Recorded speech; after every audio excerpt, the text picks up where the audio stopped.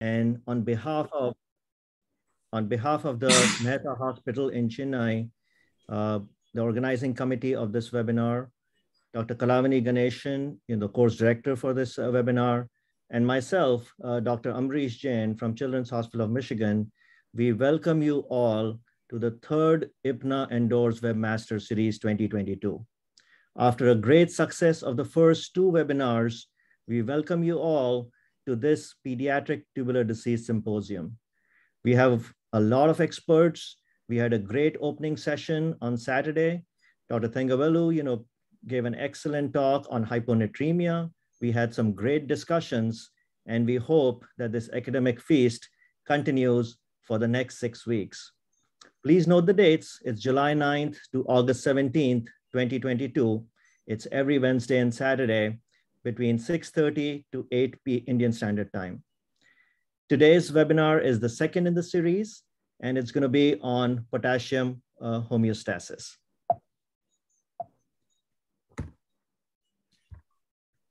Some of the highlights of this symposium are that all the practical aspects of pediatric tubular disease will be discussed. We have kept it very case-based discussions so that you learn both, case-based as well as the physiology part of it. CME credit hours will be granted for this symposium. And most of it, the fun part is that there'll be a polling session and there will be awards given for that as well.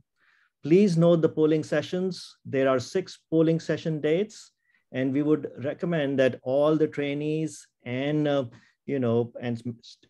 residents join this because there is a special prize for at the end. We will be counting all the points and we will be giving awards at the end. Dr. Kalavani is actually compiling all the instructions for these, and we will be sharing these instructions in the next webinar. So please keep a lookout for that. Now, talking about today's session, we have an expert in the field of pediatric tubular disease today.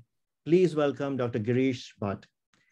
Dr. Girish Bhatt is an associate professor in the Department of Pediatrics and Pediatric Nephrology at AIIMS Bhopal. He has published over 88, articles in national and international journals. He is also a fellow of American Society of Nephrology. He is an editor-in-chief for Indian Journal of Child Health, and he is also the principal investigator for multi-center projects, and especially the Indian Registry on Tubular Disorders. And that's why I say, he is the expert on tubular disorders.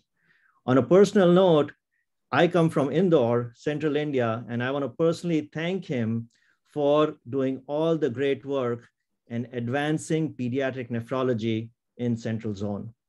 When I was there, the pediatric nephrology was in its infancy, and I thank him and I congratulate, his team for doing excellent work in the area. Please welcome Dr. Girish Bhatt. Thank you, Dr. Amrish, for this nice introduction. So first of all, I would like to congratulate and thank Dr. Kalavani for this invitation. And obviously, I congratulate her for this great academic feast on a series of the lectures on tubular disorder. So today we have very important topic about the tubular disorders, that is the hyperkalemia and hypokalemia, which will be delivered by 2 learned speakers. So the first talk on the renal tubular development will be delivered by Dr. Kiran Sathe. He is the consultant pediatric nephrologist at Sir H.N. Reliance Foundation Hospital, Mumbai. He is the clinical fellow, IPNA and the ISPN from Vijayawada Hospital for Children in the Mumbai. He is the secretary, Kidney Foundation for the Children, as well as he was the ex-office bearer, that is the executive member from the West Zone representative of the ISPN in the year 2020. He is the organizing secretary for the ISPN Con 2022, which is scheduled to be held in Mumbai. He has over 20 publications, and he was also awarded as a Best Clinical Research Fellow Award in 2011 and a Best Paper Award for the ISO 2012. He is the postgraduate teacher for the National Board of the Examination, that is DNB Pediatrics. So without wasting time, I would hand over the stage to Dr. Kiran. Kiran, over to you, Kiran. Thank you, Dr. Girish. And I would like to thank Dr. Kalaivani and the team at Mehta Children's Hospital for giving me this opportunity to be a part of this tubular symposium. Can I start sharing the screen? Yes, Dr. Sathe, you can start sharing.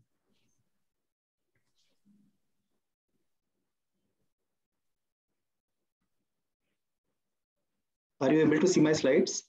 Yeah, they are visible. Yeah. So good evening, everyone. And it's really nice to be a part of this symposium on tubular diseases. And as we know, kidney is a highly evolved and a highly specialized organ known to mankind. And considering the different functions that the kidney performs, right from the acid-base homeostasis, electrolyte balance, maintaining the normal blood pressure and taking care of the other organ systems, it's safe to say that kidney is one of the best examples of efficient multitasking. And to have this kind of a setup, it has to have a complex and evolved kind of a development and a structural development. So in our today's talk, we will try to see basics of how a kidney develops in the embryological period, what is the relevant developmental physiology of the renal system, and then we would focus our attention to the tubulopathy, which is related to hypokalemia, and see some examples related to that. So as we all are aware that the kidney development begins very early in the fetal life, as early as 5th week. And Dr. Kiran, sorry to interrupt. Can you switch over to slideshow? Is it not seen? Okay. No, it's not in the slideshow. You're still in the first slide. It has to be changed over to slideshow. Yeah, from the top, yeah, Kiran. From the top, slideshow. The left third. Yeah, I'm trying to do that. It's there on the, it's down as well. Moving? Is it moving now? No, it is moving. The thing is, it's not in slideshow. Okay. In the top slideshow. It's in the top, or from the right, it is on the third. Yeah, exactly. Okay. Now is it seen? No, you're still not gone to slideshow. Oh.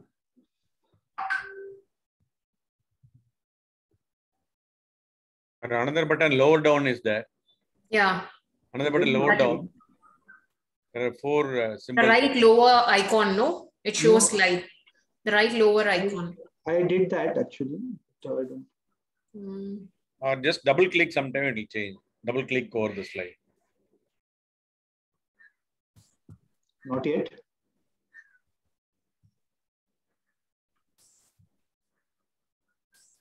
I'll. Okay.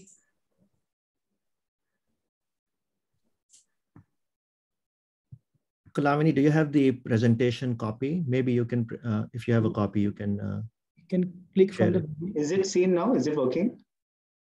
No, I think you have to go to the slideshow and click on. I just did that. I have his presentation. Yeah. Could you share it? Yeah.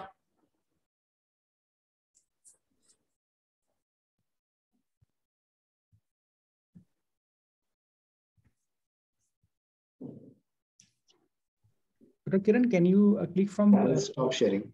Yeah, from the beginning.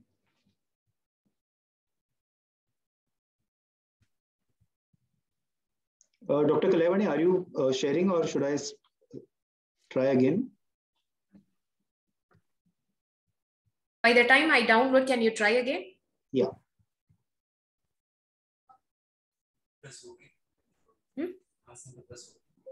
Ask him, or just press OK, no?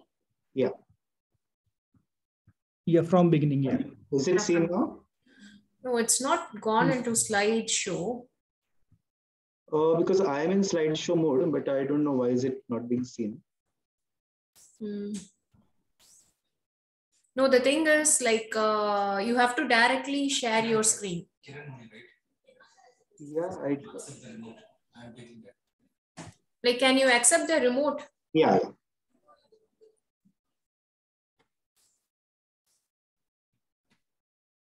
Resume slideshow.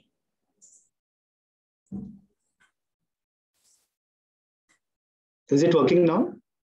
No, not yet. But Kalaivani, we can probably accept the screen is good enough to be seen. Yeah, that's fine, sir. If he has any animations, then it might not work then, if it is not in slideshow. You are in a protect, Dr. Sathe. I think you can. What should I do? Slide and have protected. Hello. Yeah, should I continue? Yeah, continue. Do you have any animations? Yeah, there is a yeah, one second, just hold on. I'll just share your screen. Yeah.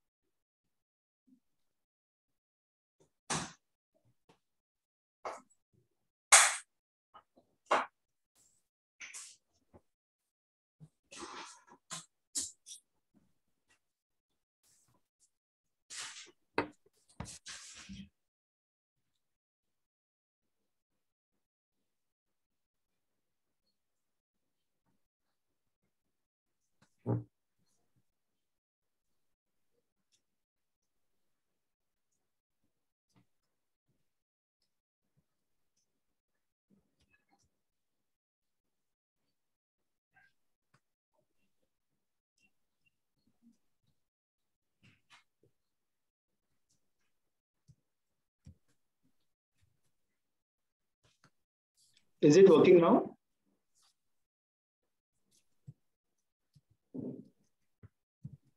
Yeah, still not in slideshow mode, Dr. Kiran.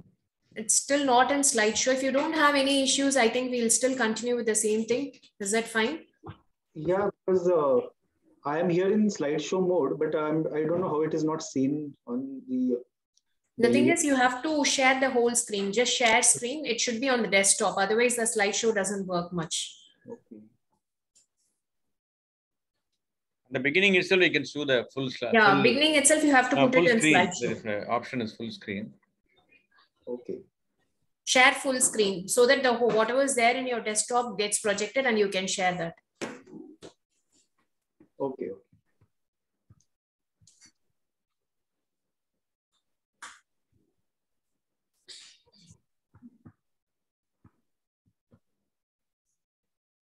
Is it seen now? Not yet.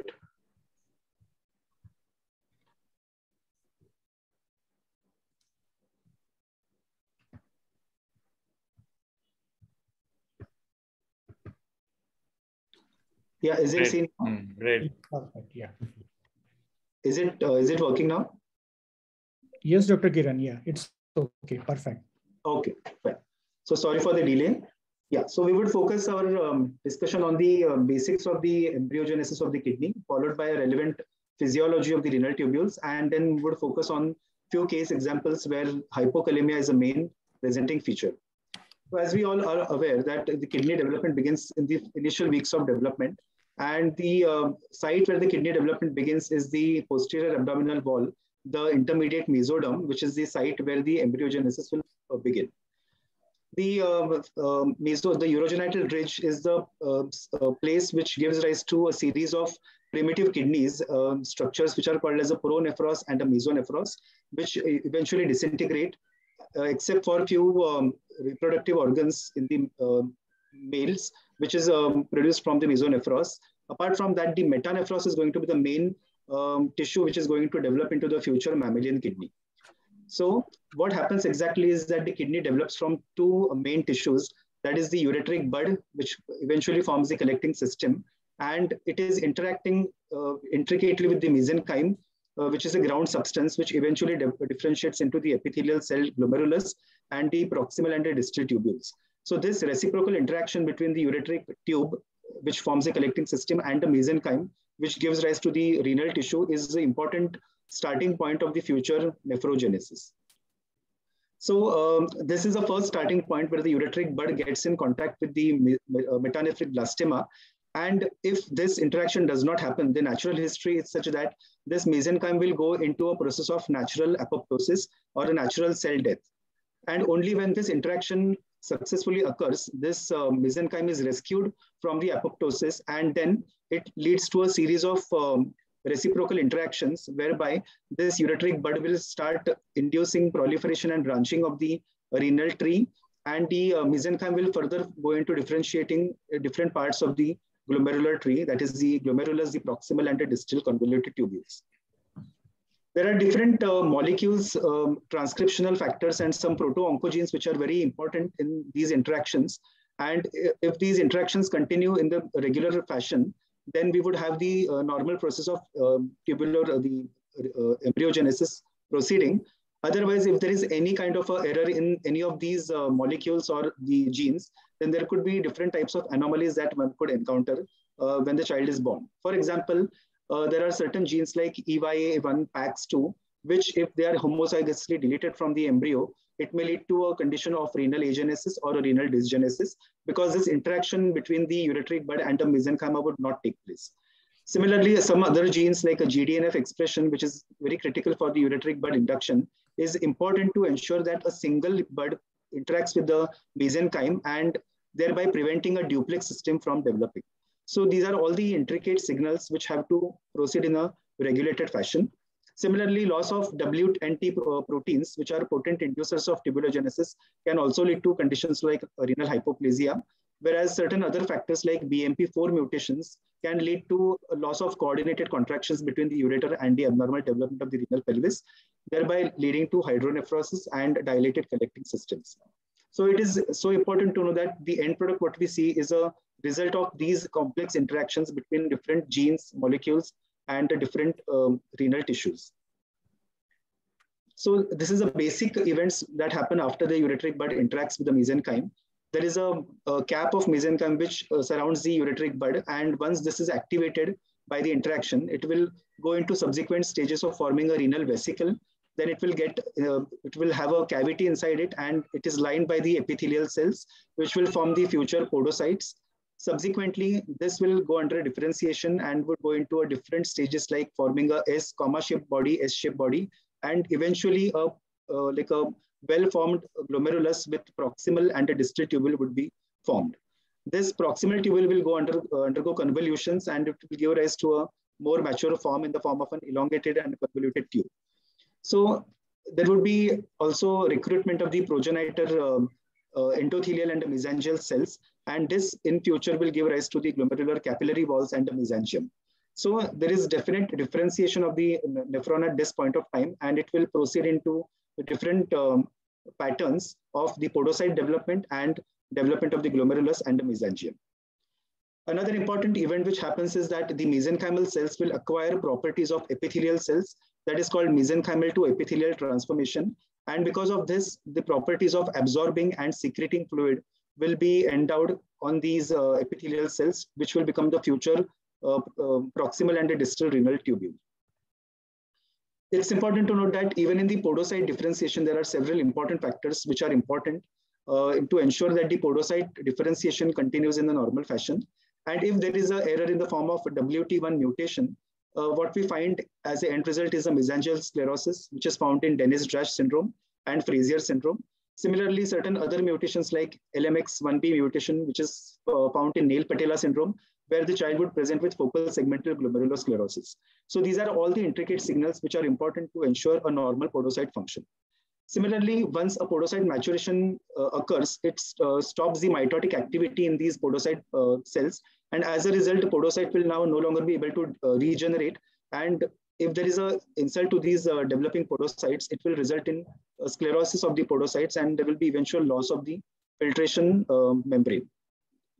So it is easy to understand that depending on what molecule gets mutated or deleted from the developing renal system, the developing fetus could be having any of these anomalies like renal aplasia, duplex system, hypoplasia, dysplasia, or medullary dysplasia, and different other anomalies that could be expected. So if everything proceeds in a regulated fashion and as expected, the nephrogenesis would be complete by 32 to 34 weeks by the time the child is born, and at the end of which each kidney would be endowed with roughly about 1 million nephrons, although there is a range which the child could be endowed with. And the superficial nephrons are the last in the sequence to be formed. And once the nephrons are formed, the further development occurs by increasing the glomerular size in the form of a hypertrophy, which occurs till first 2 to 3 years of age. And we are all aware that if the child is born premature, he would be left with a suboptimal set of nephrons. And this in turn is going to put stress in the future years. And he would be subjected to certain conditions like cardiovascular illnesses, hypertension, stroke, and even renal failure, because this suboptimal nephrons are not adequate to support the increasing needs of the advancing age. Now, there are different techniques which have been found out of how to count the exact number of nephrons that a child is born with. And there are different ways by looking at the biopsy tissue and counting the number of glomeruli, to imaging modalities where one could identify what is the approximate nephron number in a given child. So this is something that the future studies would now focus on. And this is an exciting area of development as to find out what is the set of nephrons that a child is born with. Once the child is born and the kidney is endowed with the nephrons, there would be no new addition of the nephrons, but the tubules and the renal function would continue to mature in the first 2 to 3 years of life. And as we know, the tubules are the main part of the kidney, which is going to be controlling all the glomerular filtrate that is being produced on a day-to-day basis. So on a daily basis, about 180 liters of fluid is filtered from the glomerulus. And if there was no mechanism to reclaim back this enormous amount of fluid, we would be getting dehydrated in just a matter of few hours. So it is the function of the tubules to reclaim back most of this amount and to produce eventual urine output of just 1.5 liters. So this important task of reclaiming back is done by the tubules, which absorbs more than 99% of the water and important solutes like sodium, potassium, and thereby maintaining the electrolyte and acid-base homeostasis. So this task of absorbing water in bulk is mainly carried out by the proximal tubule and the loop of Henle. And the distal tubules are the ones which fine-tune few errors which go unchecked in the initial parts of the nephron. So important to note is that the different transport systems may be active or passive depending on which segment is the functioning part of the nephron. And most of the transport is directly or indirectly linked to the sodium reabsorption. So we would see subsequently how the different parts of the nephron would function and how are they different from each other. So even with a low GFR in the initial period of life, where the fetus does not depend on the kidneys, but on the placenta for maintaining homeostasis. And as we know, in the initial weeks of life, the kidneys receive only 3 to 4% of the total cardiac output. And it is expected that the renal function or the GFR is going to be very minimal, as low as 5 ml per minute per meter square in the first week of life. And as the child grows, the GFR in parallel increases. After 20 weeks, it is important to note that the fetal kidneys will contribute to about 90% of the amniotic fluid. And hence, if there is any kind of an insult to this developing fetal kidney, it will result into a condition called as oligohydramnios, which will put pressure on the developing lungs. And a sequence called as Potter sequence would be seen in these delivered fetuses, where they have pulmonary hypoplasia and certain other bony anomalies. And this condition is usually not compatible with life. So as we can see here, the renal function, even in the developing fetus and the newborn neonate, is also not as expected as in the healthy adult. And it will continue to develop in the initial 1 to 2 years of age. And only by 3 years, the normal renal function or the normal GFR would be achieved, as is seen in the adult life. So what exactly happens is that even after the child is born, the GFR would continue to mature. But even when there are no nephrons being added, the main increase in the GFR is happening because of certain other conditions, factors like increase in the glomerular surface area, increased renal blood flow, the maturation of the tubular transporter proteins, and something called as a glomerular tubular balance. So these are certain things that we would see in the subsequent slides. So the kidneys maintain homeostasis and maintain a normal GFR by altering the tone of the renal vessels. As we are all aware, the afferent and the efferent arterioles are under the influence of different vasoactive molecules. And depending on the stimulus, the afferent arteriole would be dilated to increase the GFR. And similarly, the efferent would be constricted to maintain a good amount of GFR. So molecules like angiotensin 2, which is known to be an efferent vasoconstrictor, whereas prostaglandins and nitric oxide, which is a renal afferent vasodilator, these are the important mechanisms which keep in check the normal GFR, and any insult which affects these molecules is going to jeopardize this renal autoregulatory mechanism. And these preterm infants or neonates would be at risk for developing vasomotor nephropathy.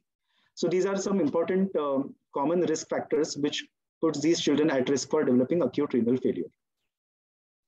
Coming to water transport in the developing kidney, as we all are aware that the newborn babies are very high in percentage of the water content, almost to the tune of 60 to 80% in the preterms or the full-term neonates. And this increased water content in the body has to be lost in the initial few days. And as a result, the diluting capacity is quite optimal. They can dilute the urine to as low as 50 millimoles of liter. But the ability to excrete the water is low because their overall GFR is quite low in the initial few weeks of life. And depending on this, we classify children as oliguric if their urine output is less than 1 ml per kg per hour.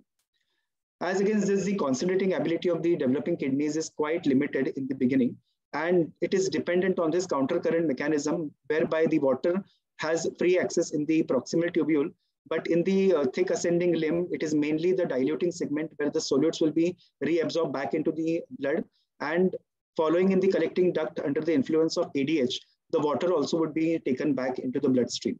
So this is a typical arrangement called as a countercurrent arrangement, which is very effective in the full term in the adult life. But in the initial weeks of life, this mechanism is not fully developed. And as a result, the concentrating mechanism of urine is still not well developed in these preterms or just born neonates. As we can appreciate here, there are certain anatomical factors which are also responsible for this inadequate concentrating capacity in these initial days of life.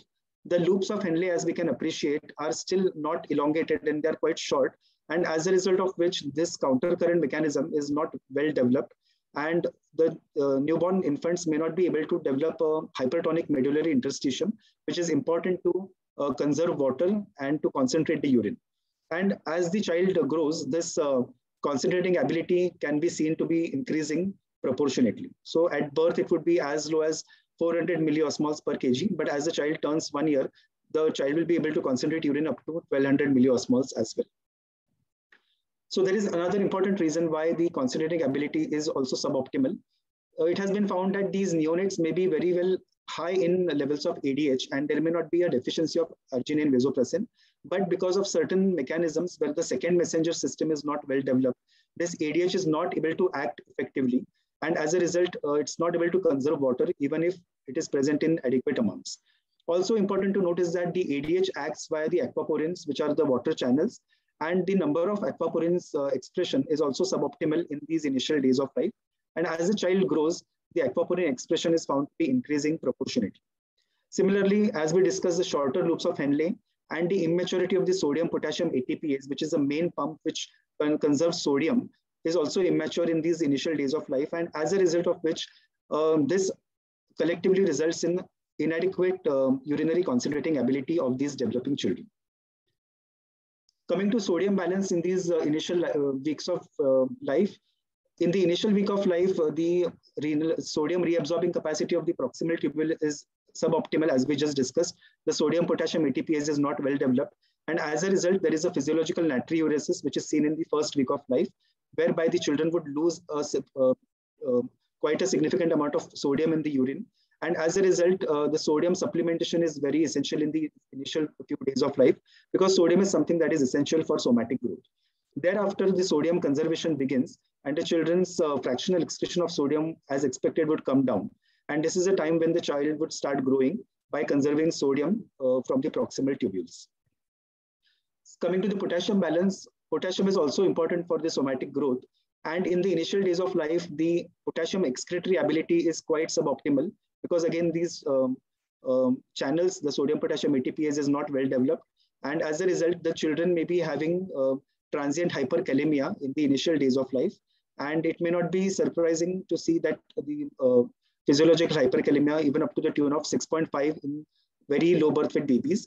And as the age advances, this sodium-potassium pump activates and matures, and then subsequently they do not develop this hyperkalemia. So this is a common finding, and one may erroneously label this as a pathological hyperkalemia, whereas this could be just a physiological change that is happening in these initial days of life. Now, the sodium reabsorption is an important aspect of the tubular function, and sodium absorption happens in almost every part of the nephron, majorly being in the proximal tubule, and there are certain channels and certain mechanisms by which this sodium absorption happens in different parts of the system. As we could appreciate here, this sodium-potassium ATPase is the main pump which is present in almost all parts of the nephron, and this activity increases with age, and in the neonatal period, it is going to be suboptimal. And as a result, their sodium conserving activity or the ability is not as well developed. And under the influence of certain hormones like glucocorticoids and thyroids, this sodium-potassium ATPase activity has been found to be maturing. So this is an important mediator of this sodium homeostasis. So what happens exactly in the proximal tubule is that we have this sodium-potassium ATPase pump in the pericapillary space, that is on the blood side, whereas on the tubular lumen, this sodium would be reabsorbed through this pump, and in exchange for 3 sodiums, 2 potassiums would be pumped back into the tubular lumen. And as a result of this sodium reabsorption, there would be passive reabsorption of the other solutes, important substances like bicarbonate, water, glucose, and certain other elements. So this is a main mechanism which operates in the proximal tubule, where 65% of the sodium and 65% of the potassium is getting reabsorbed and reclaimed back into the blood. What happens in the thick ascending limb of the loop of Henle? This is another important part of the nephron where there would be reabsorption of the solutes, and it would result into diluting of the urine, which is being flowing from the proximal to the distal nephron. So here the important messenger or the important channel is the NKCC2, where the sodium, potassium, and chloride ions are getting reabsorbed through this channel. And subsequently, once inside the cell, the chloride ion will be reabsorbed through the ClCkNA and ClCkNB receptors, which require the presence of Bartin for its optimum function. And this is how the chloride will be reabsorbed back into the blood. Consequent to this, there would be this sodium-potassium ATPase pump, which would now reabsorb the sodium, which is being brought inside through the NKCC2 receptor. And this is how the sodium would be reabsorbed back.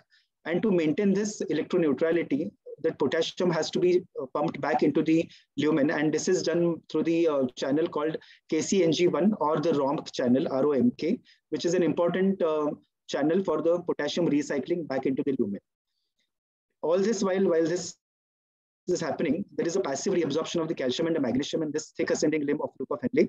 And this is how, in this segment, it's important that sodium, potassium, chloride, calcium, and the magnesium are the important ions which are getting reclaimed back into the blood. Also important to notice that this is a segment where there is a macula densa, which basically forms the tubular glomerular feedback mechanism, whereby if the child is losing out a lot of sodium in the filtrate, and if this macula densa senses that a very high proportion of sodium is being lost in this segment, it will give back signals to the glomerulus, and it will bring about afferent vasoconstriction, thereby decreasing the GFR, and thereby conserving the sodium from being lost into the urine. So this is an important mechanism which operates in the thick ascending limb of loop of Henle. And this is a site where 25% of the sodium and 30% of the potassium would get absorbed. Now it is important to note that if any problem happens in this part of the segment, it will lead to salt wasting, fluid wasting, and certain other abnormalities which would be found in certain conditions which we would see subsequently in the next slides. So what are the clinical consequences of impaired thick ascending limb loop of Henle salt transport? So if this part of the nephron is not functioning well, then we would see that there would be wasting of all these important electrolytes, namely the sodium, potassium, chloride wasting, because there would be an activated tubuloglomerular feedback because of the sodium wasting. It would be found to have increased renin and aldosterone production. The child would basically, because of the aldosterone production, would lose out potassium. They would lose out the H+ ions, and it would result into hypokalemic, hypochloremic metabolic alkalosis. And because of this calcium reabsorption, which is also getting impaired, the child would lose out calcium in the urine, and it would be seen as a hypercalciuria.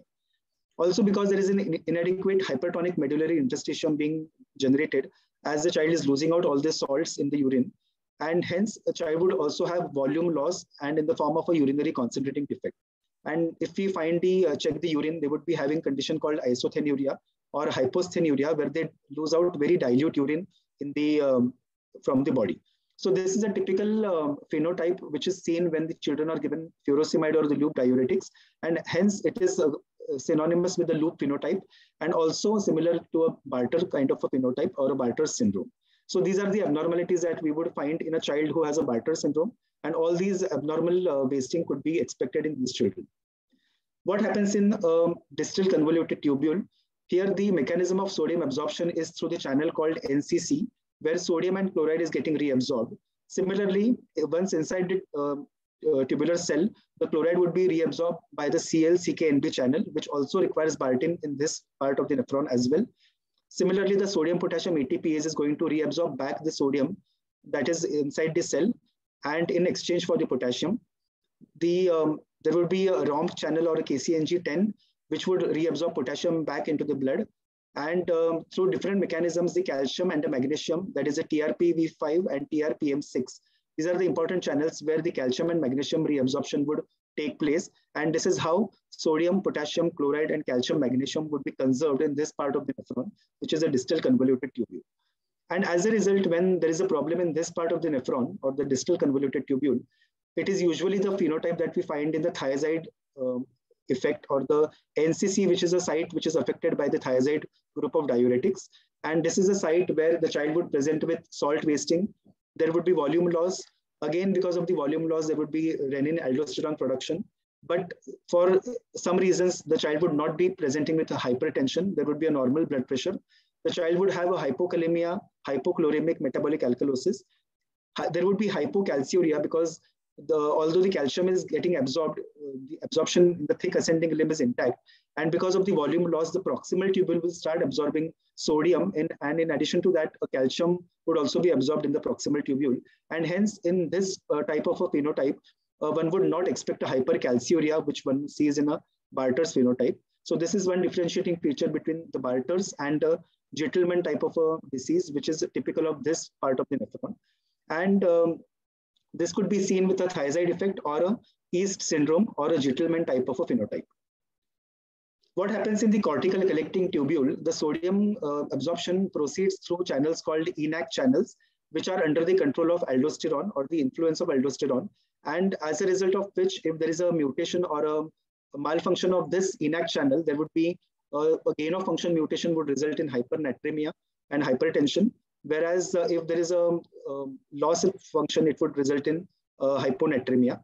And this is a site where the sodium is actively absorbed, and ultimately the sodium which is lost in the urine would be as low as less than 5 millimoles in this segment.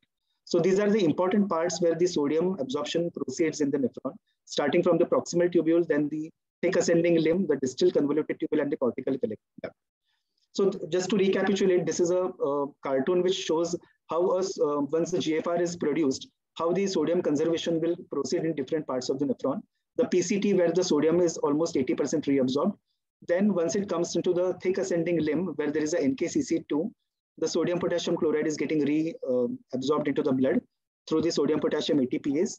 Then through the CL-CKNB, the chloride channel is getting, the chlorides are getting reabsorbed, which requires the presence of Bartin as a cofactor for this channel to work properly. The ROMP channel is an important part where this potassium is recycled back. And if there is any problem in this channel, it is going to cause hyperkalemia. And we would see subsequently how a child would present when this channel gets affected. Similarly, Claudin 16 is important for the calcium and the magnesium transport. And this is a site where the furosemide would act on this NKCC2. And this is a phenotype of a Bartter syndrome where all these ions would be lost. So 10 to 15% of the sodium would be conserved here. And also important to notice that the prostaglandins are getting secreted in this part of the nephron. And in the condition called Bartter syndrome, in the antenatal Bartter syndrome, these prostaglandins are the important mediators of several of these electrolyte imbalances. But as we proceed to the distal convoluted tubule, we have this NCC, whereby additional sodium is getting reabsorbed. Similarly, there is the KCNG10, where the potassium is getting reabsorbed, and there is a CL-CKNB, which helps in the chloride reabsorption. And as a result, when you have a problem in this part of the nephron, it is basically going to result in the Gitelman type of a phenotype, where there would be magnesium wasting and the other abnormalities that we just saw in this thing. And in the collecting tubule, which is under the control of aldosterone, we have this sodium conservation through ENaC channels, where if you have a volume loss, the aldosterone would be activated. And ultimately, it would try to conserve the sodium as long as possible. and so that the net sodium which is lost is less than 1%. And this is also the site where the AVP under the influence of the aquaporin channels will conserve the water. So this is in a nutshell the different sites where the pathologies can occur, and it would give rise to different conditions which would present with hypokalemia, namely the thick ascending limb of loop of Henle, which will present with Bartter syndrome, and DCT, which would present with Gentleman syndrome, which is the central part of our discussion for today's hypokalemia. So case scenarios, so this is a concluding part of the talk where we would see now the case scenarios based on the discussion that we saw in the preceding slides. So this is the first scenario where a 30-week preterm IUGR, 1.6 kg delivery was referred with early NEC-like changes, and there was a history of antenatal polyhydramnios. When the biochemistry was done, the child was found to have significantly hyponatremic, sodium of 112, potassium of 2.3, chloride of 68. So hyponatremia, hypokalemia, and hypochloremia, as is seen in this child. Also, when we do a blood gas, we find that the child is alkalotic and there is a metabolic alkalosis, and the creatinine is normal. Serum magnesiums are found to be normal. And the child is polyuric, 5 ml per kg per hour, with a hypercalciuria, which is seen here, more than 0.6, which would call in neonate to be hypercalciuria. So this is a typical phenotype which we just saw in the preceding slide. When we do urinary electrolytes in a child who already has a hyponatremia, hypokalemia, and we expect that the kidneys would be conserving sodium, potassium, and chloride. When we find such high values of sodium, potassium, and chloride being wasted in the urine, it is a typical phenotype of a salt wasting, and which explains the hyponatremia, hypokalemia, and hypochloremia that is seen in these children. And this is a condition of hypokalemic, hypochloremic metabolic alkalosis with polyuria, hypercalciuria. And when we did renal, renin and aldosterone levels, they were quite elevated, but the child had a normal blood pressure. And with the antenatal hydronephrosis, which was found, this is a condition of antenatal Bartter syndrome that is a typical resulting from the thick ascending limb of Henle as a disease segment. So how do we approach a child who has got a metabolic alkalosis? So a child who has got a metabolic alkalosis, the starting point of evaluation would be a urinary chloride to find out what is happening to the urinary chloride, whether it is getting wasted in which way. So if you find the urinary chloride is less than 10, that means there is an extrarenal loss of chlorides. And then we are dealing with certain other conditions like cystic fibrosis, vomiting, or chronic diuretic use, where the chlorides are getting lost from extrarenal sites. And these are usually saline responsive. So if you give saline sodium chloride, the condition would normalize. As against this, if the urinary chloride wasting is quite high, and if the urine chloride is more than 10, then we are dealing with renal loss of urinary chlorides.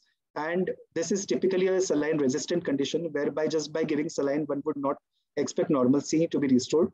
And then how to proceed further would be checking a blood pressure. If you find the blood pressure to be normal, one would be dealing with Bartter or Gentleman type of phenotype. As against, if the blood pressure is high, we would be checking the serum aldosterone. If it is elevated, one would be dealing with hyperaldosteronism or a primary hyperaldosteronism. Whereas if it is normal, we would be dealing with certain other conditions like apparent mineralocorticoid excess, Liddle syndrome, or a CAH, where there could be some problem with the ENaC channels.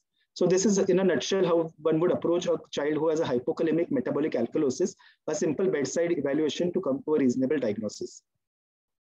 So as we would see that in Barters, depending on what channel is defective, there would be sodium and potassium wasting. And because of this, there will be increased sodium chloride delivery to the distal nephron, resulting in the H+ ion and potassium excretion mediated through aldosterone. And as a result, there would be metabolic alkalosis, hypokalemia, and resulting into hyposthenuria. Similarly, there would be volume contraction, and this would give rise to renin-angiotensin activation. There would be activation of the prostaglandins, and many of these effects of antenatal Barters are mediated through the prostaglandins, namely the salt wasting. And all of these conditions are basically found to have hyperprostaglandinemia. So these are the pathophysiological mechanisms how antenatal Barter would manifest in a given patient. Then depending on which gene is affected, the Bartter syndrome could be subclassified into different types. For instance, if there is a NKCC2 gene mutation, it will be termed as a Bartter syndrome 1, and it is usually associated with antenatal presentation in the form of a polyhydramnios. And these children would also have nephrocalcinosis from the enormous hypercalciuria which is found in these subset of children. Similarly, the other antenatal presentations are found in Bartter syndrome 2, where there is a KCNJ1 gene is mutated, or the ROMK gene, which is also the synonymous name for KCNJ1. And as a result, many of these children would also present with hyperkalemia in the initial days of life. And later on, this hyperkalemia would resolve. The other antenatal presentation would be found with Bartter syndrome type 4A, where there would be Bartin mutation, which would be seen, the BSND gene. And these children have sensorineural deafness because this Bartin is expressed in the inner ear as well. And as a result, with the kidney involvement, they would also have sensorineural deafness and severe polyhydramnios. The other antenatal form would be found in Bartter syndrome type 4B, where the CLCKNBA and A gene, which are the chloride genes, which are getting affected. And again, they would be having a similar phenotype of polyhydramnios and sensorineural deafness. If it is a MAGE2 gene defect, it is usually a very severe kind of an antenatal presentation, X-linked recessive. And here it affects both the genes in the form of NKCC2 and NCC. And as a result, it's a very severe presentation in the antenatal life. And the child would be born with polyhydramnios and all the electrolyte imbalances that we just saw. As against this, if you have NCC defect in the distal convoluted tubule, you have a Gitelman syndrome, where these children usually present later in life, in childhood, as against young age that we find in Barters. And they are not as severely affected as the Barters. They would have very minimal symptoms, which could be just in form of some salt craving, maybe some faulty growth. There may be some hypomagnesemia, hypocalciuria, but they would not be as significantly affected as the Bartter syndrome. And many of these children are just incidentally picked up when you do their biochemical testing for some unrelated purpose. So how do you treat the children who present with Bartter syndrome or the thick ascending limb defect? The main principles are to correct the dehydration because of the volume loss. You have to give them fluid resuscitation, correct the electrolyte imbalances, give them potassium supplements, sodium correction. And if it is an antenatal Bartter, which is mediated through prostaglandins, one would have to give a prostaglandin synthesis inhibitor in the form of indomethacin or ibuprofen. Care has to be taken, especially when these are preterms, that they may have all these additional risk factors resulting from indomethacin usage, like a NEC or renal insufficiency, thrombocytopenia, and we have to be a little cautious while using these medications in these fragile individuals. Similarly, one could use COX-2 inhibitors like celecoxib, which has a lower risk of GI perforation. And to conserve the sodium, one would also give a potassium-sparing diuretics in the form of spironolactone.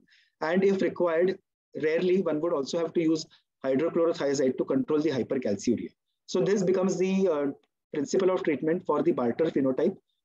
Similarly, the second case, which is a little distinct from the first case, is that of a 4-year-old boy who, well-grown, presented with a normal blood pressure, but had a history of salt craving, and he presented with hypokalemia and metabolic alkalosis. There was a strong family history in the sense that 2 other siblings also had similar presentation.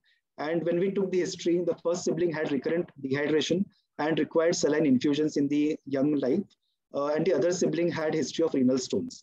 There was also one sibling which had an unexplained death. So when we find this child who is now a little older age group, presenting with salt craving and hypokalemic metabolic alkalosis, we definitely don't have a typical phenotype of a Bartter. And when we do the biochemical parameters, we find that it's little similar to the first case, but slightly different. There is a borderline hyponatremia, hypokalemia. There is a metabolic alkalosis. Magnesium is low, but calcium hypercalciuria is not seen. Rather, there is a hypocalciuria.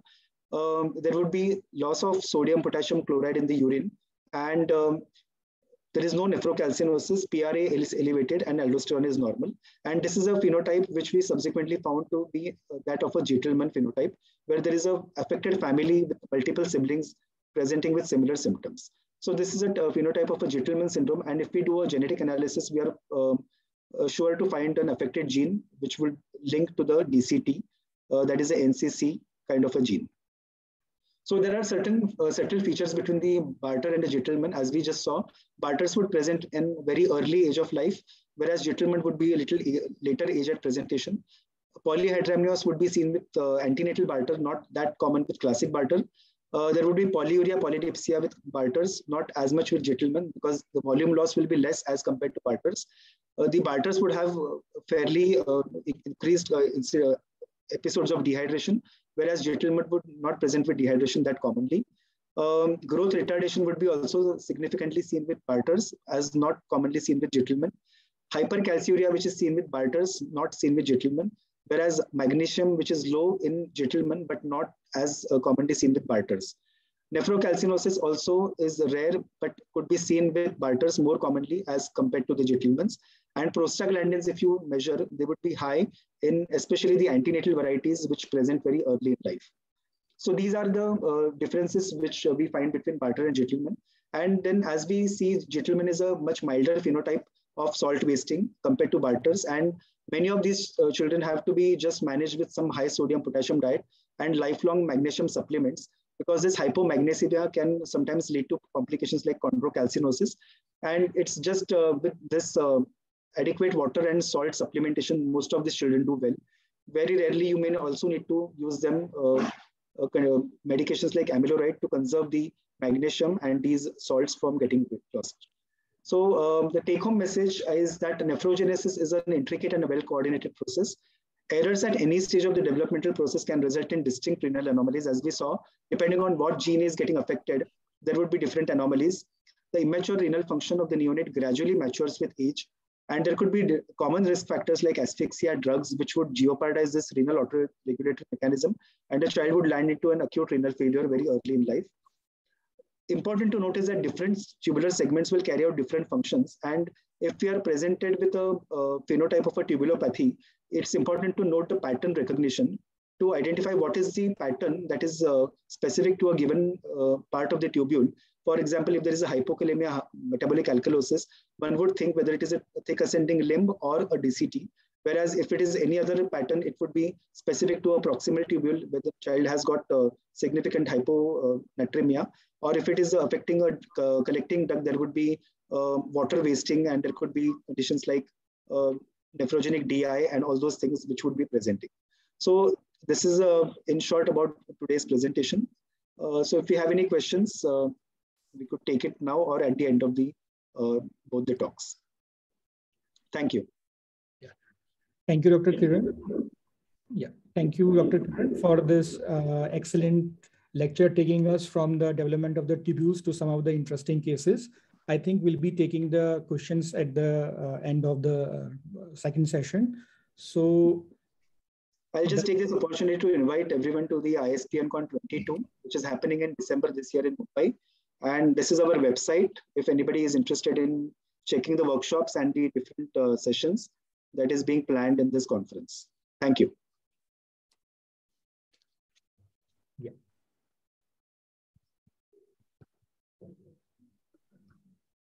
So now we have second lecture. We have second deliberation by Dr. Kamran Afzal sir on hyperkalemia, the potassium homeostasis, that is case-based approach in hyperkalemia. So Dr. Kamran Afzal, he is the professor and head of the Department of Pediatrics at the JNMC AMU Aligarh UP, and he is the in charge of Division of Nephrology in the Department of Pediatrics. Sir has guided more than 25 MD theses, and he has published numerous papers both in the national as well as the international journal of repute, as well as Sir has contributed many chapters in the popular textbook of pediatrics such as OP Ghai, textbook of pediatrics for postgraduates by Dr. Piyush Gupta, IEP textbook of pediatrics, and pediatric nephrology textbook of IEP. So over to you, sir, for the next deliberation. Thank you, Dr. Girish, for this kind introduction.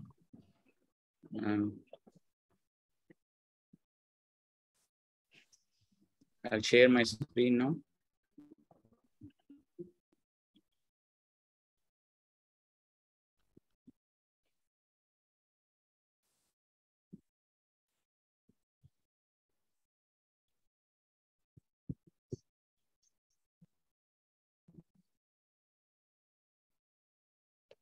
Is my screen visible? Yes, sir. Yeah. Okay. So at the outset, let me thank the organizing committee, particularly Dr. Namalwar, Dr. Thangavelu, and Dr. Kalaivani for giving me an opportunity to speak today about potassium homeostasis. I shall be focusing on hyperkalemia today.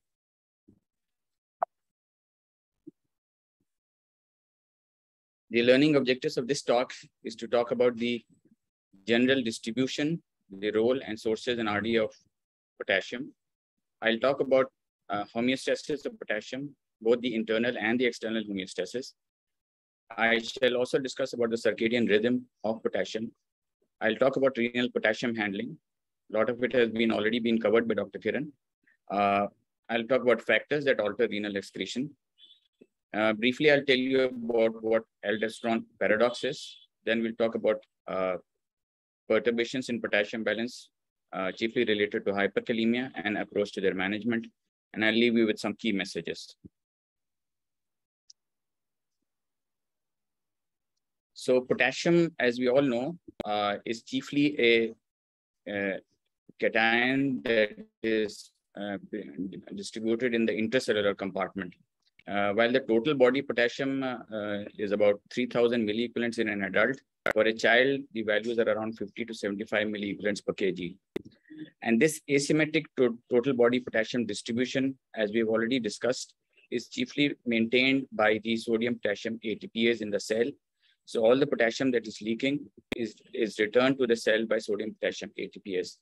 Therefore, the serum potassium, which makes up about 2% of the total body potassium, ranges somewhere between 3.5 to 5 milliequivalents per liter. Now, the diurnal variations in plasma levels of potassium occur, but these are usually less than 10% of the mean value. The balance of potassium in adults is 0, which means that the amount that is taken in is the amount which is also excreted by the kidneys. But for children, there is usually a positive balance to allow for the growth in this age group. Also, it is important to note that the normal serum potassium tends to be higher than what is generally considered to be norm for the older patients, like 3.5 to 5. So premature babies, newborns, and infants could have higher values normally of serum potassium because of the immaturity of their kidneys. It is also important to remember that plasma concentration of potassium depends on the relationship of the total body potassium and its distribution. The total body potassium, on the other hand, depends on the balance of the intake and the urinary potassium losses, while the distribution between the intercellular fluid and the extracellular fluid is maintained chiefly by the kidneys. The derangement in serum potassium is associated with progression of cardiac and kidney diseases, with interstitial fibrosis, and potentially it could also lead to death. Another thing of note is that the total body potassium is a poor, the serum potassium is a poor reflection of the total body potassium. So as you would note from this graph here, that for lower values of serum potassium, the total body deficit is not in a linear relation, inverse relation. Rather, the total body deficit is much higher for lower values of serum potassium. So therefore, serum potassium is a poor indicator of the total body potassium. And this, of course, could have implications for malnourished babies and younger children. Potassium is responsible for a lot of functions in the body, and therefore its strict regulation is important. Some of the functions that it is important for is for maintaining the resting membrane potential and the propagation of action potentials, chiefly in the neurons, in the muscles, and the cardiac tissue. It's important for regulating the hormone secretion and action, especially glucose, insulin, and mineralocorticoid action. It's important for maintaining the vascular tone and the systemic blood pressure. It's also important for gastrointestinal motility and the renal concentrating ability, as we have seen in the previous talk. The recommended dietary allowance of potassium for adults is around 3,500 milligrams a day, with a desirable dietary sodium to potassium ratio of around 1:1. But for children, the value is different. So for younger children, you require lower values of the dietary allowance for potassium. For example, children around 6 months of age would be requiring only about 1/3 of what is required by the adults. And by 6 years of age, they would be requiring about 2/3 of what the adults would require. Also, the requirements for adult men and women is different. The sources of potassium are plenty, and chiefly their high potassium is seen in beans and peas, particularly cowpeas and pigeon peas, and in some of the nuts. Fruits, traditionally that we think of, do not contain as much as some of these. For example, green leafy vegetables, spinach, for example, would contain around 550 milligrams per 100 grams of potassium. Now, let me talk potassium between the intracellular and the extracellular fluid. The extracellular fluid, as I told you, does not reflect the total body potassium very correctly. Most of the potassium is sequestered in the skeletal muscles. So whenever there is an increased potassium intake, it goes into the blood. Most of it is absorbed, around 90% is absorbed and 10% is lost in the stool. Of the part that's absorbed, most of it is distributed internally.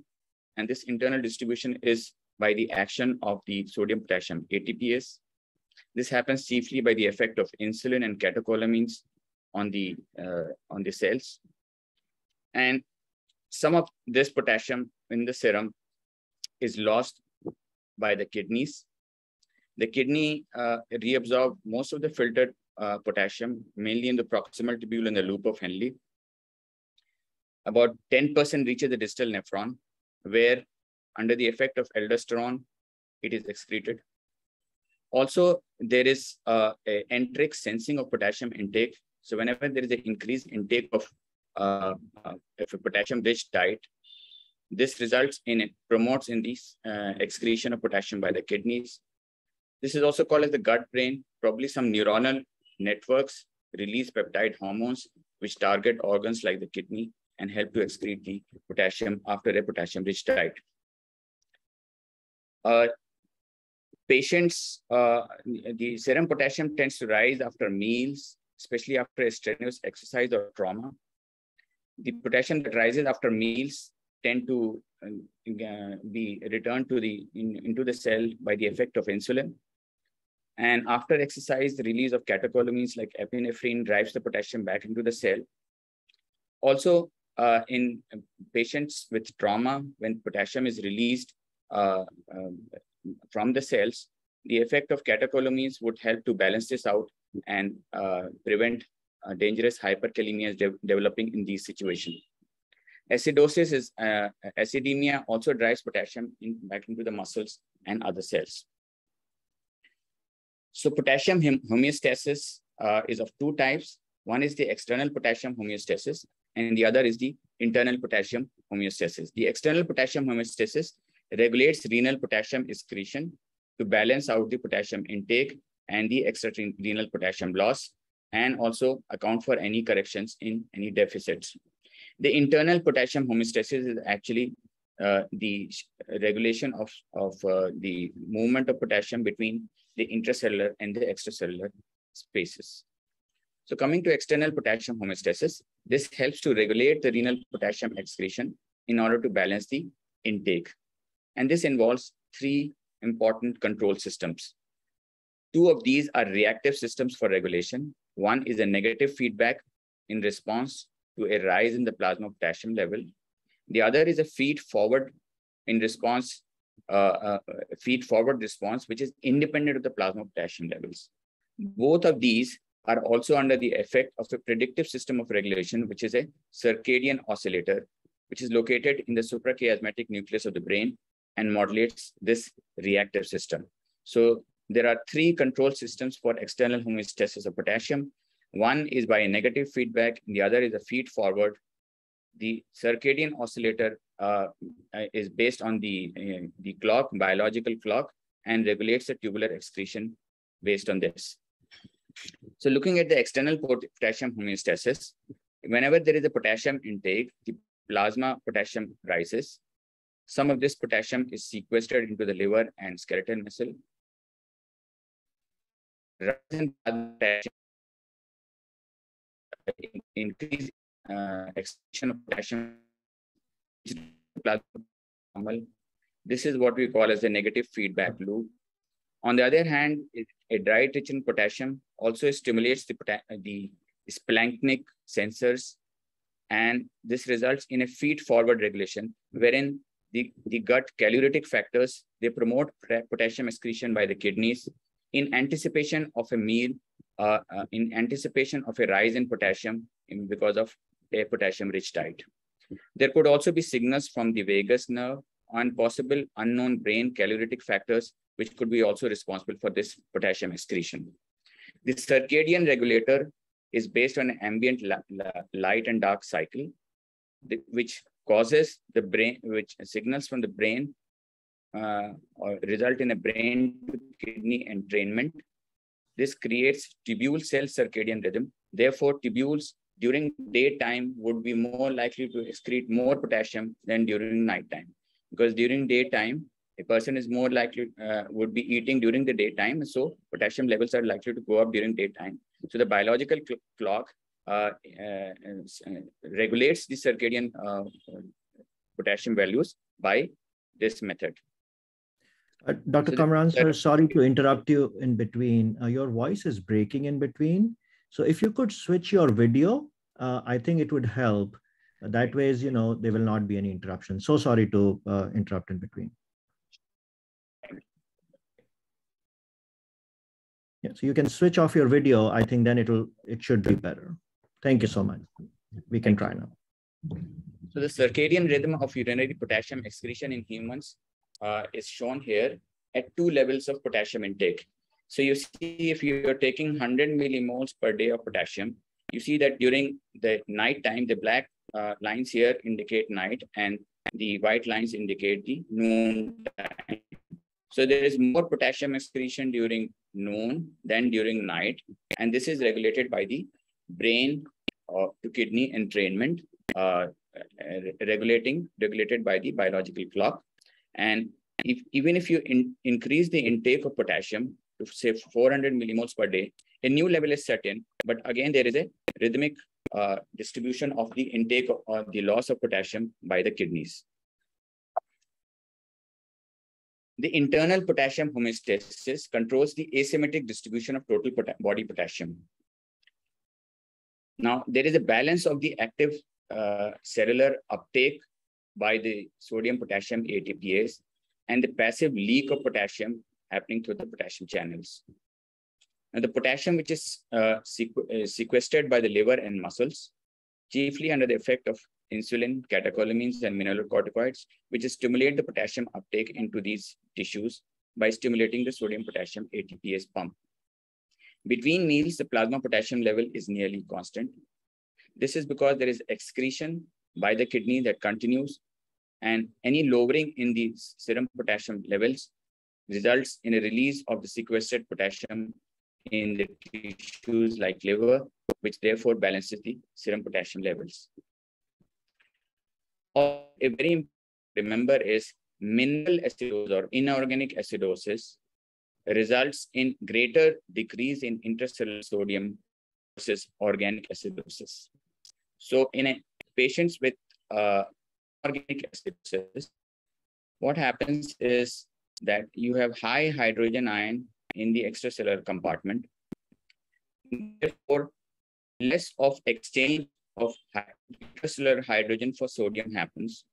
This results in a fall in the serum sodium values. So less of sodium is available for the sodium ATPase. Therefore, less potassium is likely to get into the cells. Therefore, this metabolic acidosis results in hyperkalemia. On the other hand, in organic acidosis, there is a monocarboxylate transporter, which transports hydrogen ion along with the organic anions. Now, in the presence of acidosis, there will be a greater decrease in the cellular pH. So there will be more availability of hydrogen ions. Now, these hydrogen ions will be exchanged for sodium. And so there will be availability of sodium for the sodium potassium ATPase, and therefore potassium can therefore come back into the cells. So there's no change in potassium in condition of organic acidosis, while there is a likelihood of hyperkalemia developing in the situation of inorganic acidosis.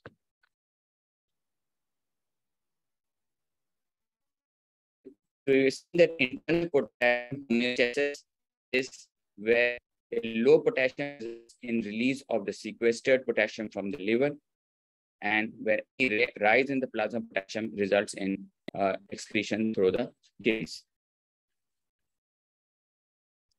The renal potassium handling, as already discussed, potassium is freely filtered at the glomerulus. Almost 90% is reabsorbed, more in the proximal tubule and the thick ascending limb of Henle. 65% of this absorption happens in the proximal columnar tubule through the paracellular route. 25% is absorbed in the thick ascending limb, both through the transcellular and paracellular route. The amount excreted is chiefly controlled by the amount which is secreted, which sometimes may be even more than the filtered load. So if you look at the renal potassium is chiefly because of the effect of the on the aldosterone sensitive distal nephron, where secretion can account for 20 to 150% of the potassium that is filtered.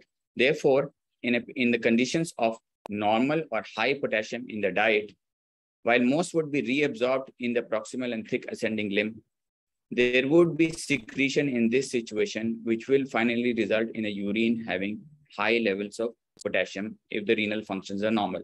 In cases of low potassium in the diet, on the other hand, there is very little secretion that happens, and therefore the fractional excretion of potassium goes down. So see from this slide, main potassium is at the level of the kidney, and this main regulation is by means of secretion. So let's look at the renal potassium handling. So we have seen that in the proximal tubular cells, there is passive or paracellular absorption of potassium. Almost 65% is absorbed in this manner. In the thick ascending limb of Henle, there is both a paracellular transport as well as a transcellular transport, which happens chiefly through the furosemide sensitive NKCC2 channels. At the basal side, the sodium potassium ATPase actually causes secondary active transport of potassium into the cell. If you see in the early part of the distal nephron, you have thiazide sensitive sodium chloride channels, while in the later part of the distal nephron, you have epithelial sodium channels or the ENaC channels, which are sensitive to amiloride. So most of the absorption in the epithelial sodium channels.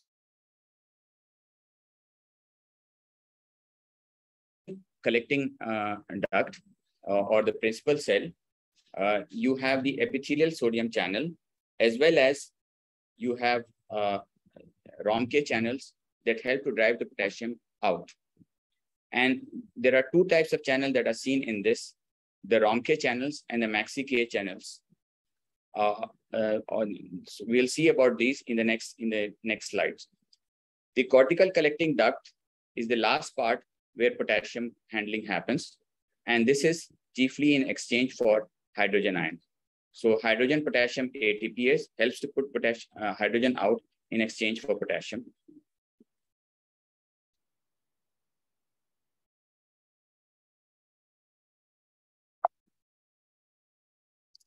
Also, it's important to remember that there is a potassium chloride co-transporter located in the distal columnar tubule. In this part, the low chlorides drive the potassium out. If there is low chloride, chloride along with potassium is driven out. And that happens when there are poorly reabsorbable anions like sulfate and phosphate and bicarbonates. So excess of these in the urine would result in potassium wasting. Now, renal potassium handling happens I told you, by means of excretion, either secretion through the ROMK channels or through the MAXI-K channels or the BK channels. Now, in situations of high potassium load, both the ROMK channels and the BK channels are open, allowing the potassium to be secreted, even in excess to the amount filtered. When potassium conservation is needed, as when we need to have a low potassium excretion, the ROMK channels are sequestered in and the BK channels are closed, resulting in very low excretion of potassium in the urine. In normal conditions, when you have modest potassium loads, the BK channels or the channels that are responsible for major potassium secretion, they remain closed and only little amount of potassium goes out through the Ronke channels. Therefore, in the which channels operate depends on the potassium load that the kidney receives. Now, what are the factors that influence the secretion of potassium by the principal cells? Now, low potassium in the diet and angiotensin II are responsible for inhibiting potassium secretion in the distal nephron. And we'll see the effect of these in the subsequent slides. A high potassium diet or a high plasma potassium would cause increase in potassium loss from the distal nephron.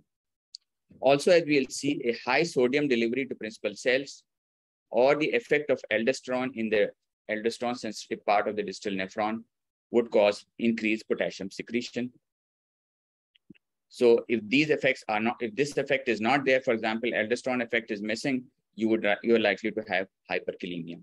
And similarly, if you have high sodium delivery to the principal cells as under the effect of diuretics, for example, you will also have potassium wasting. So under the effect of diuretics, whether it's loop diuretics or thiazide diuretics, there is increased sodium delivery to the connecting tubules and the collecting ducts, which leads to increased potassium secretion. And this increased potassium excretion results in hypokalemia. Now, a word about aldosterone paradox. Normally, what you would expect is aldosterone causes sodium retention and potassium excretion by the distal nephron. But in situations of volume depletion, you would find that there is salt retention without increased potassium excretion. So how does that happen? There is salt retention without increased potassium excretion. That means, normally I told you the effect of, we know that the effect of aldosterone is to retain sodium and excrete potassium. That's the effect of aldosterone. But in situations of volume depletion, it will retain salt without increasing potassium. So how does that happen? So in situations of hypovolemia, you have increased levels of angiotensin II. Angiotensin II, along with aldosterone, stimulates sodium reabsorption through the epithelial sodium channels. On the other hand, angiotensin II blocks the Ronke channels in the distal nephron, which therefore results in a decreased excretion of potassium.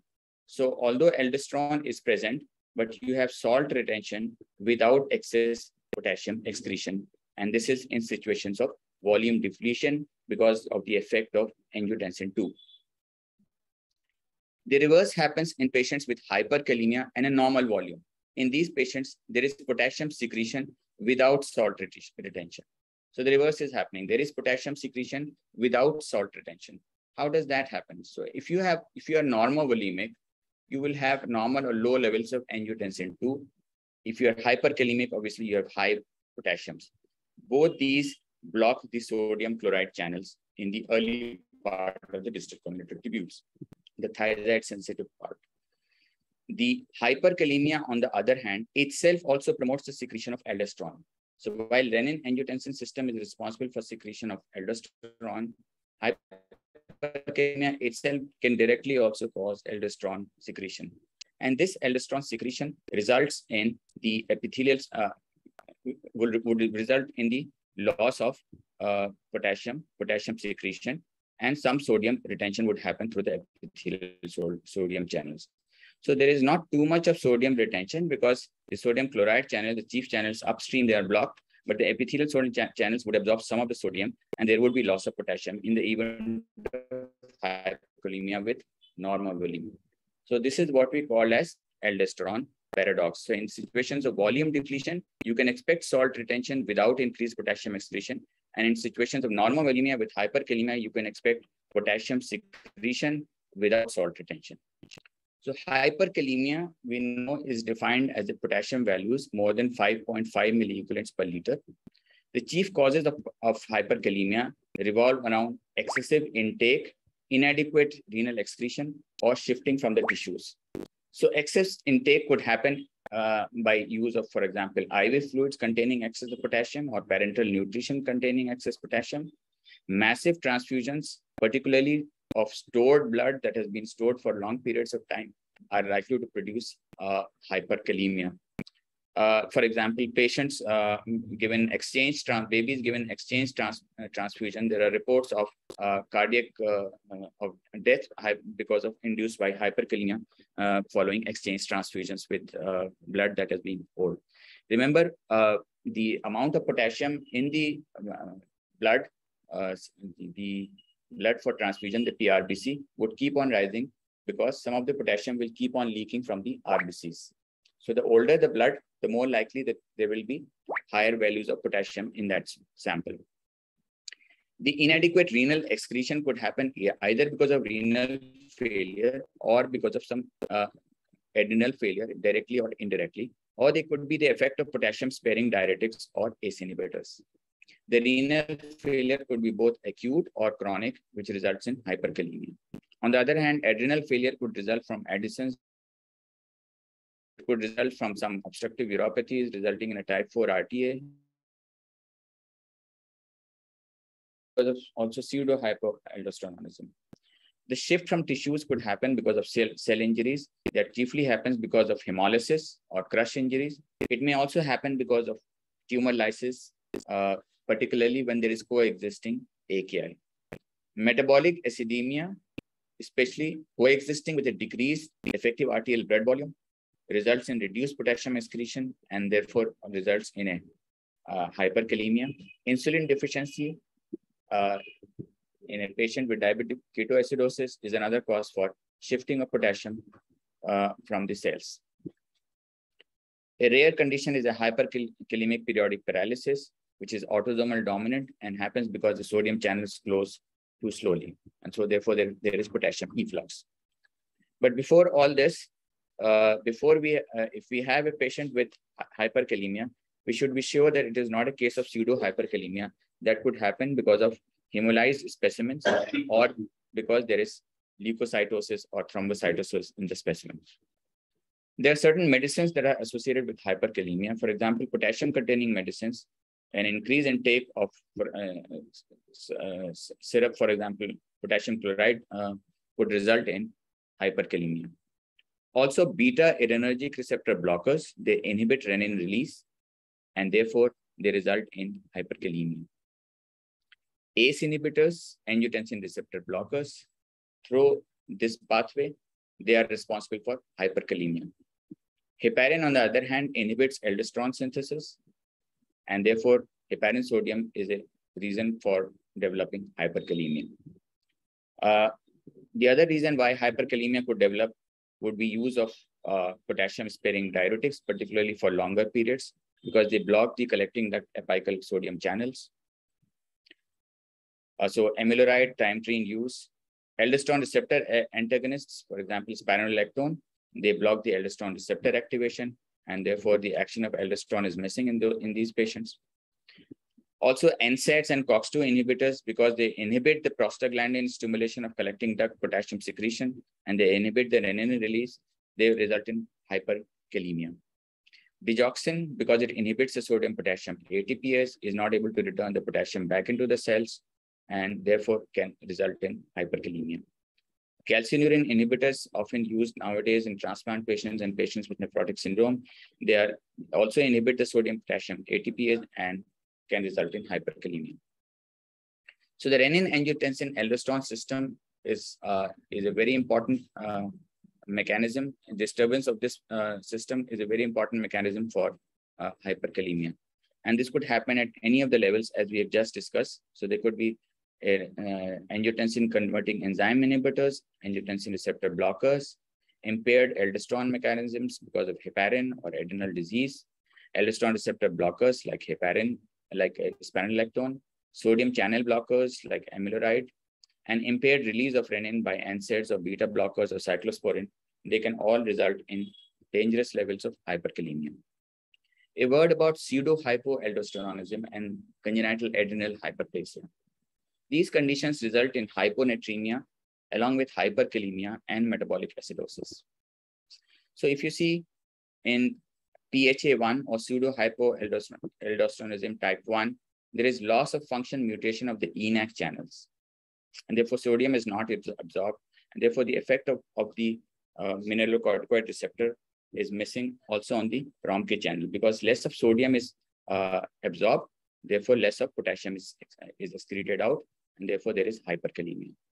The same could happen in an autosomal dominant inherited PHA1, where there is loss in function mutation of the mineralocorticoid receptor. You could have a salt wasting type of congenital adrenal hyperplasia, where you have a deficiency of 21-hydroxylase enzyme. In this, you will have deficiency of aldosterone and glucocorticoid. And we know that cortisol as well as aldosterone, they both stimulate the mineralocorticoid receptor. 11-beta-hydroxysteroid dehydrogenase type 2 helps in the conversion of cortisol to cortisone. Cortisone has little mineralocorticoid receptor action. Therefore, you could have in patients with apparent mineralocorticoid excess, also you could have excess of cortisol and therefore excess of mineralocorticoid effects. Patients with congenital isolated hypoaldosteronism are also there, who have hereditary defect in the aldosterone synthesis that results in hyperkalemia. PHA2 or Gordon syndrome results in excessive absorption of sodium chloride through the sodium chloride cotransporter, which blunts the effect of the ENaC channels and therefore the effect of the mineralocorticoid receptor, and therefore hyperkalemia develops in this situation. So this table summarizes some of the common conditions associated with pseudo-hypoaldosteronism. So in an autosomal dominant PHA1, you have varying severity of asymptomatic to failure to thrive or chronic dehydration. But these patients have elevated renin and aldosterone that may normalize with age. So they may require salt supplementation from ages 1 to 3 years or even less. They have mild hyponatremia, hyperkalemia, and metabolic acidosis. Unlike patients with autosomal recessive variety of PHA1, where there is defective ENaC sodium transporter, loss of function of ENaC sodium transporter, there you would have more clear hyponatremia, hyperkalemia, and metabolic acidosis. They have elevated levels of renin and aldosterone and would require lifelong supplementation with potassium binding resins and salt supplementation. PHA2 or Gordon syndrome is also associated with hypertension because of increased sodium retention through the sodium chloride cotransporters. So they have hyperkalemia, hypertension, and hyperchloremia along with metabolic acidosis. So this is a monogenic cause of hypertension. The hormone levels are renin and are normal and aldosterone are normal in this situation. These patients have low thiazide diuretics. Their treatment requires low dose thiazide diuretics. In fact, these patients are very sensitive to thiazides. With 21-hydroxylase, the salt wasting variety, you may have ambiguous genitalia in females, or you may have hyperpigmented genitalia in case of males because of increased amounts of ACTH. These patients have hyponatremia, hyperkalemia, and metabolic acidosis. They have decreased levels of cortisol and aldosterone. They require corticosteroid and mineralocorticoid supplementation. It is inherited as an autosomal recessive disorder. Hyperkalemia, therefore, can have varied spectrum of clinical manifestations ranging from symptomatic to asymptomatic. The asymptomatic patients usually have mild levels to moderate values of serum potassium. They may have ECG changes, but they're often detected as a part of evaluation of a renal disease or a patient with cell injury or decreased effective arterial blood volume. Those with symptoms generally have values above 7 milliequivalents per liter. They often have ECG changes and conduction abnormalities of the heart. They may also have muscle weakness and paralysis. The cardiac conduction abnormalities are seen with increasing values of serum potassium. So with values of 5.5 to 6.5, you may just get tall peak T waves with short QT intervals. But as the values rise to 6.5 to 8, you have additionally prolonged PR intervals, decrease or disappearing P waves, and widening of the QRS complexes. With higher values, you might find absence of the P waves and bundle branch block, and occasionally you might encounter a sine wave or ventricular fibrillation in such patients. So the evaluation of the management, in fact, of hyperkalemia is always takes a precedence over its evaluation. The urgency and the type of interventions are usually based on the degree of potassium elevations, the presence or absence of symptoms, and the ECG findings. So how do we go about investigating a patient who presents with hyperkalemia? There could be some historical clues that help us in establishing the diagnosis. For example, patients on chemotherapy because of large tumor load, they may have tumor lysis syndrome. Patients who have unusually large intakes of potassium as IV fluids or as medication or as massive transfusions may have hyperkalemia because of that reason.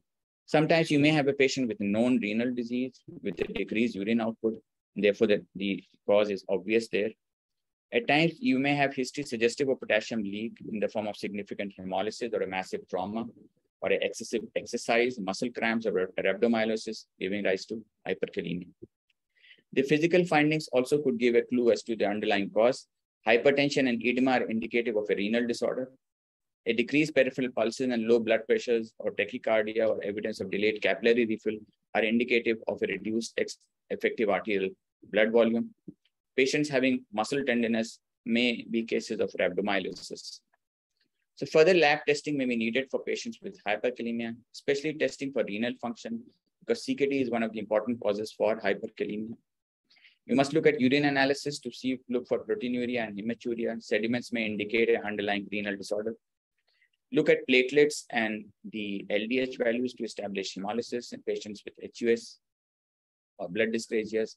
Look at serum creatinine and urine for myoglobin for evidence of rhabdomyolysis. Looking at other electrolytes in ABG or other abnormalities, particularly metabolic acidosis. If you suspect an endocrinopathy, you may go in for hormonal assessment. Blood glucose for patients with diabetes, for example. Urine potassium is important to detect whether there is the normal potassium excretion is happening at the renal level or not. Urine sodium should also be assessed to look for whether there is a decreased effective arterial blood volume. A transtubular potassium gradient measures the net potassium secretion after correcting for urine osmolarity. It chiefly differentiates the hyperkalemia arising because of aldosterone deficiency or resistance versus non-renal causes. So normally in the presence of hyperkalemia, the urinary potassium, if the kidney functions are normal, they should be high. So a value TTKG more than 10 suggests usually a normal aldosterone response or an extra renal cause for hyperkalemia. And a low value below 5 would generally suggest aldosterone deficiency or resistance. Also, a response to mineralocorticoids like fludrocortisone establishes that if you get this value above 10, that indicates that there was deficiency of the hormone or hypoaldosteronism was present in the patient. On the other hand, if there is no change, there is some receptor problem. So how do we approach hyperkalemia? So if you have a patient of hyperkalemia, the first thing one must do is try to rule out pseudo-hyperkalemia. Look at the technique of drawing blood, squeezing blood, particularly in young children, and drawing blood through needles, which often happens in very young children, could result in pseudo-hyperkalemia. Also, this standing sample may lies and can result in fictitious high values. Patients with thrombocytosis and leukocytosis could also result in hyperkalemic values. So if you find high, look at the, if you have ruled out pseudo-hyperkalemia, and then you look at the daily potassium excretion. If you find that the excretion is high, potassium excretion is there, then you look at extraneous potassium input. Is this high output because of high input, medications, transfusions, etc.? If not, is it because of high endogenous potassium input, like cell lysis, hyperosmolarity, some depolarizing agents, cyclosporin, etc.?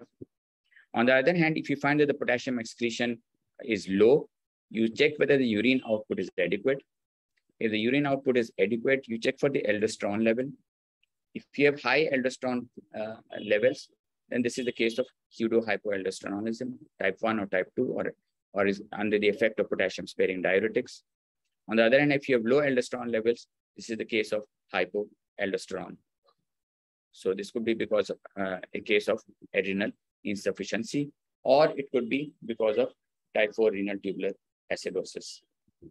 Also, if you find that the adequate urine, if you check for adequate urine output and you find that it is not there, that means there is decreased tubular flow. This patient may be a case of AKI or CKD, or there may be some kind of hemodynamic instability resulting from sepsis or heart failure. So before we treatment, we need to confirm that the values are correct. We may look at the ECG changes to confirm that. We rule out the evidence of hemolysis on the lab specimen. If required, we recheck the blood, and then we begin the management in these patients. So the first thing is to stabilize the myocardial membrane, and this is under the effect of calcium. 10% calcium gluconate at 0.5 ml per kg antagonizes the cellular effects of hyperkalemia and stabilizes the cardiac membrane without actually changing the potassium levels in the serum.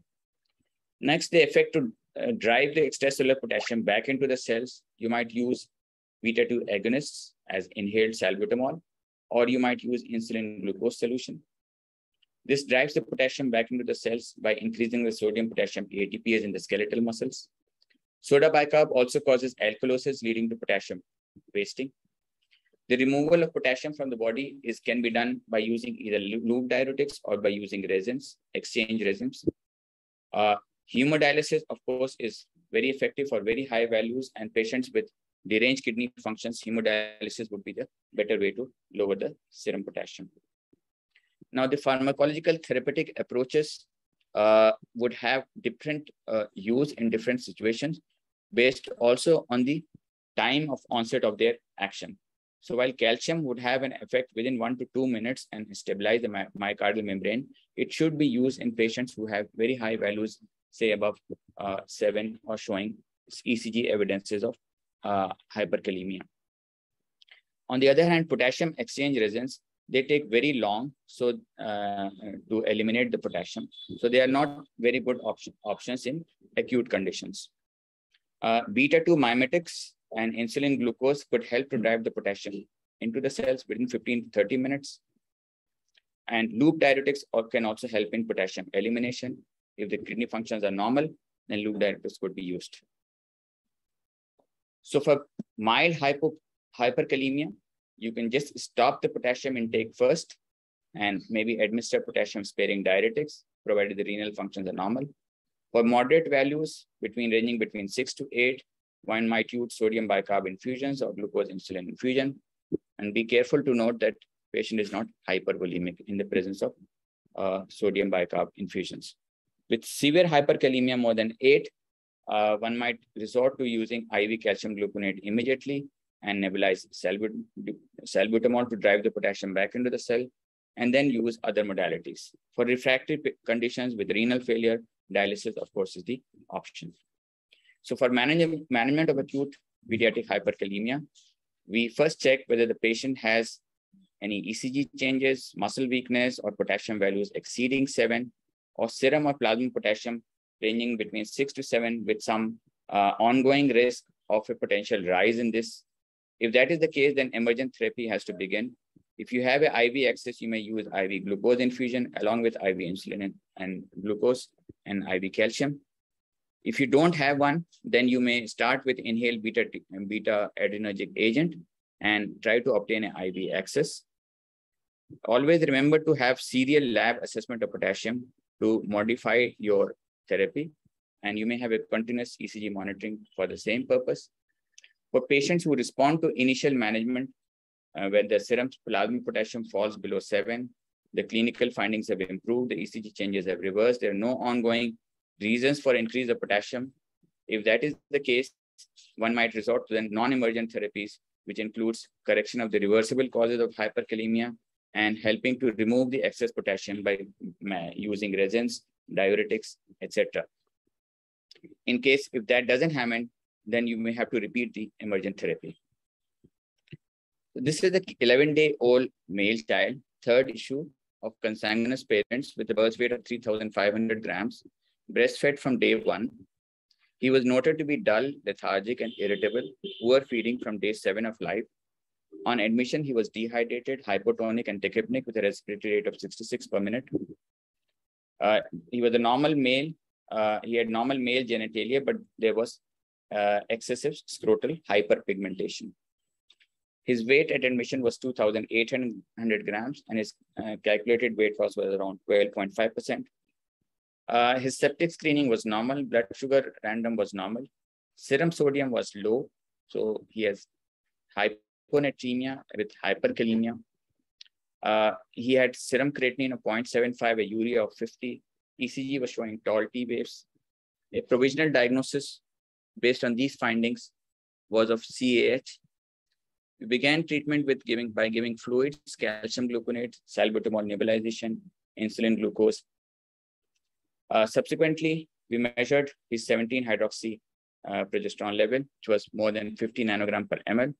This was highly suggestive of congenital adrenal hyperplasia. His aldosterone level was normal, and the cortisol level was low. The plasma renin was high, and the serum testosterone and ACTH was also high. This confirmed the diagnosis of salt wasting variety of congenital adrenal hyperplasia. The urinary sodium wasting was present. Around 67 milliequivalents per liter was the urine sodium. The patient was started on replacement therapy with hydrocortisone and fluorocortisone, and within 5 days, there was significant improvement both in his clinical condition and the biochemical parameters. On discharge, his weight was 3.7 kilograms. The steroids were gradually tapered over the next 1 week, and he was discharged on maintenance doses of oral steroids, both hydrocortisone and fluorocortisone. So the key messages from this talk is that potassium, body potassium, only 2% resides in the extracellular compartment, but it's important for vital functions of the body, and therefore its tight regulation is vital. Serum potassium, remember, is a poor indicator of the total body potassium. Renal secretion is the main way that potassium is regulated, and that balances the ingestion and excretion. The uptake and release by tissue cells prevents the large swings in the serum potassium.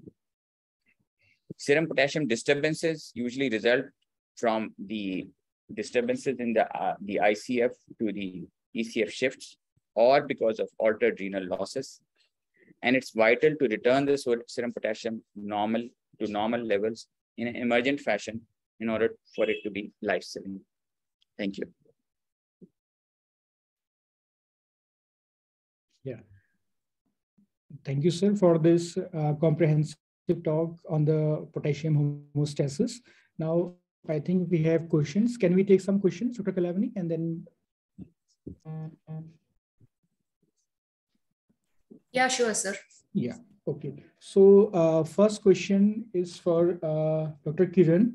So one of the attendant asked Dr. Manju, why hypomagnesemia is seen more common in Gentlemen as compared to that of the Bartter syndrome? Dr. Kiran? Yes. Yeah. So it's an interesting observation that for some reason, the difference between Bartter and Gentleman is the hypercalciuria and the hypomagnesemia. So as we saw in the flowchart that the mechanism of calcium magnesium absorption in the thick ascending limb of loop of Henle and the DCT is somewhat similar but slightly different. In thick ascending limb of loop of Henle, the magnesium absorption and the calcium absorption is more of a passive absorption, that is a paracellular route, whereas in the thick descent DCT, which is the NCC driven region, the absorption of magnesium is an active process through the TRPM6 channel. So that's why when the DCT is affected by the Gentleman kind of a phenotype, there is an active magnesium wasting which has been found in these children. Whereas that is not the case which we find in the Bartter syndrome, where there is no active magnesium wasting. It is just a passive reabsorption which is getting affected. And as a result, the children are differentiated basically on the magnesium wasting. That means in Gentleman, you will have actual magnesium wasting, which is more severe as compared to those with Bartters. Whereas in Bartters, if you have the calcium wasting in Gentleman, by mechanism of proximal tubular reabsorption, the calcium will get absorbed, but not magnesium. And hence, because of this primary magnesium wasting, the magnesium levels are low in Bartters, Gentlemans compared to Bartters. So that is a mechanism of the difference between the two. Yeah, absolutely. Okay, second observation for the second case. This is from my side, one of the query. Like usually in the second case, I think it was a case of Gentleman syndrome, but proteinuria is not observed. We usually, yeah. So in your case, there was a +1 proteinuria present. Yeah, so it was not quantified, but we found 1+. So maybe whether it should be repeated and quantification should be done. Yeah, because there may be sometimes overlapping phenotypes also. Yes, with heart. So ideally, genetic testing would be the confirmatory because many of these could have overlapping features. Yeah. Okay. Thank you, Dr. Kiran. Next question is for Kamran sir. So, sir, one of the attendants there was, what is the normal value of urine electrolytes? Normally, you would expect in the presence of you look at 20 milligrams per liter. Usually, that's the cutoff that is taken for urine, both for urine sodium and for potassium. So, but in the event of hyperkalemia developing, you would expect these values to go well above this. So it would be around somewhere around 30 to 40 milligrams per liter. In case you are finding values below 20 in presence of a hyperkalemia, you would expect that the renal secretion of potassium is less, and therefore you would have to explore those possibilities. Yeah. True, sir. So obviously we can go for a more comprehensive test such as TTKG or fractional excretion of the potassium or fractional excretion of the sodium, as these values may be differ in cases of children. Especially we have a definite value for adult population, but for children, I think it's difficult to have cutoff values for the renal electrolytes. The next is a use of sodium bicarbonate in hyperkalemia, just if the child is acidotic. Is this right? So one of the delegate. So what, hello? Yes.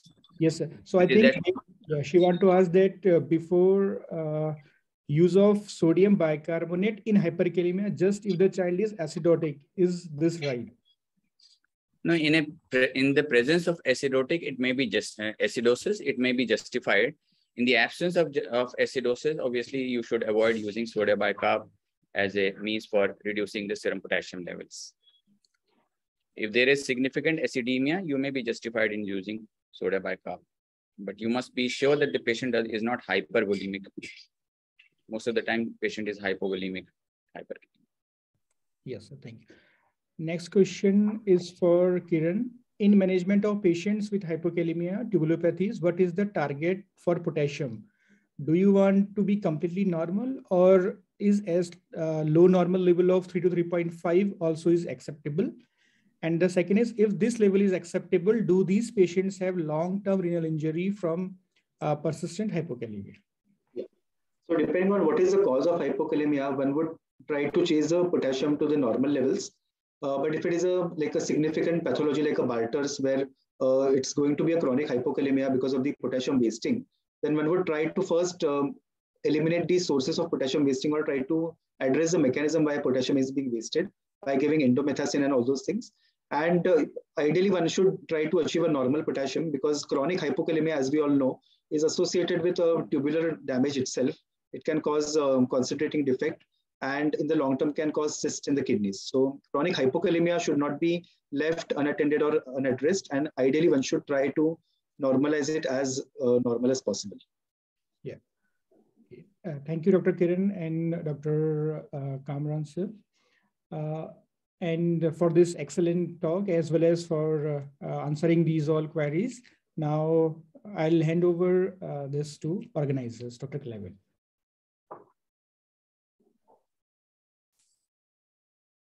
Dr. Amrish. Thank you so much, Dr. Girish, Dr. Kamran, and Dr. Kiran, for such wonderful presentations. This was so enriching, and going over the potassium issues, I think it's always a learning experience. And each time we read about it, each time we go about it, I think we learn so much from it. So thank you so much for your excellent talks. And thank you so much, Dr. Girish, for moderating the session. Thank you all. I think, Dr. Clowney, do you want to say the last words? I think you're all done. Okay. Thank you so much again. An excellent session. Thank you. Rangavelu sir, you have anything to add? Namalwar sir, you have anything to add? Kiran, sir. So you're muted. Unmute, Can sir. you unmute? Sir. Very comprehensive presentation by both the speakers. I really congratulate them. I think they must take a lot of time in preparing these topics. Thank them for this wonderful presentation. I think it's recorded, as Dr. Thangavelu said last time. It will be great use for many of us who would like to go back and summarize. And when we want to talk to someone else, they can use it as a basic thing. Excellent presentation. And I think you, Kalaivan, you also planned everything and you got the right people for the right topics. Congratulations to you. Thank you, sir. Your boss, Dr. Thangavelu, is there to guide you. Thank you. Thank you, sir. Thank you, sir. Thank you so much. Thank you, everyone. This concludes Time for this dinner has session. come. Can I go? Everyone. Yes. Yes. Right, thank Yes, you. sir. Please, sir. Thanks, sir. Yeah, thank you, sir. Thank you very much, sir. And thank you, Kamran, everyone, for very joining good. today. Presented This concludes the nicely. session. Dr. Girish, Kiran Sathe's presentation was excellent. It was really wonderful to hear this from the same people. Thank you. Thank you, sir. Thank you. Yeah, this concludes our session now, and we will see you on Saturday, and we will be discussing cystinosis and idiopathic hypercalciuria. So please join on Saturday for the next session. Thank you, everyone. Thank you. Thank you, Dr. Girish. Thank you. Yeah. Thank you, Dr. Kiran. Thank you, sir. Yeah. Thank you. Thank you. Bye. Bye, Amrish. Okay, see you. Bye-bye. Bye-bye. Bye.